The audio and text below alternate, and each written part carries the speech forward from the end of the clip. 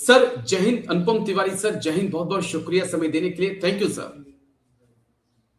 जय हिंद राजेश जी, नमस्कार आपको और आपके तमाम दर्शक साथियों को मेरा नमस्कार, शुभकामनाएं। बताएं। थैंक यू सर, शुक्रिया आपका। दरअसल था जब हमने इंडियन आर्मी ज्वाइन की, उस वक्त ग्रुप होते थे एक्स वाई जेड। वक्त आया, वक्त के साथ जेड ग्रुप खत्म कर दिया गया, एक्स और वाई ग्रुप बचे। लेकिन आज जवान कह रहे हैं कि एक्स वाई क्यों, जवान तो जवान है, सोल्जर्स सोल्जर्स हैं। तो ये एक्स और वाई का जो मतभेद है, इसे भी अब खत्म किया जाए, जवानों को बराबर समझा जाए और जो उनकी सैलरी है, जो उनके स्किल्स हैं, उनको बराबर किया जाए। हर जवान पढ़ा लिखा है, हर जवान आज टेक्नीशियंस है। तो ये जवानों की मांग है और इस मुद्दे पर बहुत जवान अब मुखर हो चुके हैं। हम कैसे इसको देखते हैं, कितनी जरूरत भी है इसकी आज सब।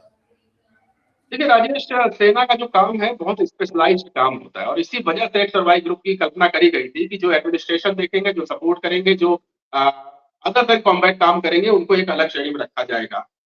उनको वाई ग्रुप कहा गया और टेक्नीशियंस को एक्स ग्रुप कहा गया। चूंकि ये एक स्किल्ड काम था, इसके लिए विशेष तरह की पढ़ाई करनी पड़ी थी, विशेष ट्रेनिंग करनी पड़ती थी।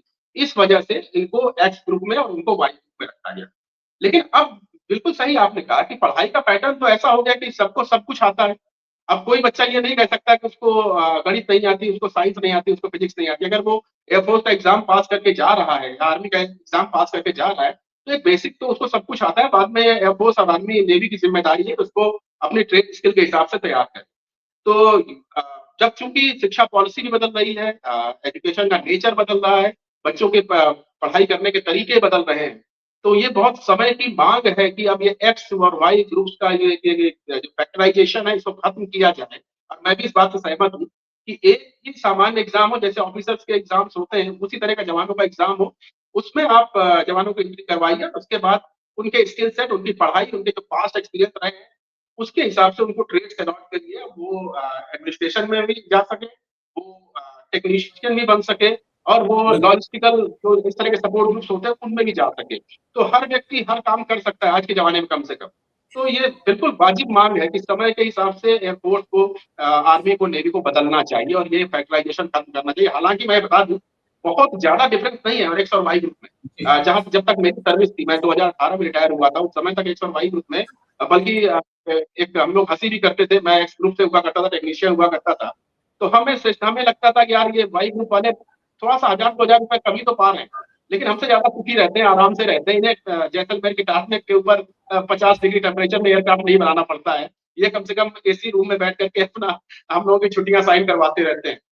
या फिर हमारे अकाउंट्स को देखते रहते हैं। तो एक वो कॉमेडी की बात थी, लेकिन उस समय रिक्वायरमेंट थी कि अगर एक व्यक्ति को अकाउंट संभालने हैं तो उसको बहुत साइंस, बहुत फिजिक्स, बहुत केमिस्ट्री नहीं पढ़नी होती थी, उसको अकाउंट की जानकारी, कॉमर्स की जानकारी होनी चाहिए थी। लेकिन अब आज के जमाने में ऐसा नहीं, तो बदलाव बेहद आवश्यक है और मैं भी इस बात से पूरी तरह सहमत हूँ कि अब चीजें और बदल इसमें चुकी मैं एक चीज और की जोड़ना चाहूंगा। अगर कोई कोर्स कर रहा है, अगर जो एक्स्ट्रा कोर्स कर रहा है, उसको उस कोर्स का अलाउंस दिया जाए। टेक्नीशियंस हैं, उसने एक हाई लेवल का कोर्स किया, उस कोर्स का पैसा उसके साथ जोड़ा जाए, ताकि दूसरा जवान जो है वो भी मोटिवेट हो कि यस, मुझे भी ये कोर्स करना है और मुझे अपनी सैलरी बढ़ानी है। और ये भेद खत्म करके कोर्स के हिसाब से, उसके एक्सपीरियंस के हिसाब से उसको पैसा दिया जाए, तो मुझे लगता है ज्यादा बेटर हो सकता है सब। है। बिल्कुल राजेश, और ये बाकी सेक्टर्स में ऐसा हो रहा है।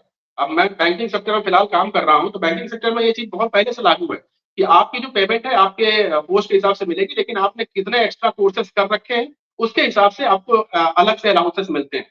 आप कितनी पढ़ाई कर रहे हैं, आपने बैंकिंग सेक्टर के, कॉमर्स से रिलेटेड कितने कितने और ज्यादा कोर्स कर रखे हैं, सबके अलग अलग भत्ते मिलते हैं। आपने कौन सा एग्जाम पास कर लिया नेशनल लेवल का, उसका भले ही आपका कोई एप्लीकेशन नहीं, कोई फिलहाल यूज नहीं है, लेकिन उस एग्जाम को पास करने की वजह से आपकी पेमेंट में बढ़ोतरी हो जाती है। तो इस तरह का फिनोमिना निश्चित तौर पर फौज में होना चाहिए। जैसा आपने सलाह दिया है, और मुझे लगता है कि अगर सलाह सरकार तक पहुंचे, सेनाओं तक पहुंचे, तो इसको इम्प्लीमेंट करने में कोई बहुत बड़ी परेशानी नहीं होनी चाहिए। आप पहले से बहुत सारे कोर्स करा रहे हैं, स्पेशलाइजेशन कोर्स करा रहे हैं, और एआई का जमाना है, ऑटोमेशन का जमाना है। बच्चे नई नई चीजें सीखना चाहते हैं, उनको पहली बार तो सीखने का अवसर दीजिए, और अवसर देने के साथ उनको आप उत्साह उनका बढ़ाइए, आप मोनेटाइज करिए उन सब चीजों को। तो ये समय की मांग है, ये कोई बहुत ऐसी मांग भी नहीं है कि जिसको आप दांतों तले उंगली दबा दे के साहब क्या मांग लिया। ये तो बहुत जरूरी है।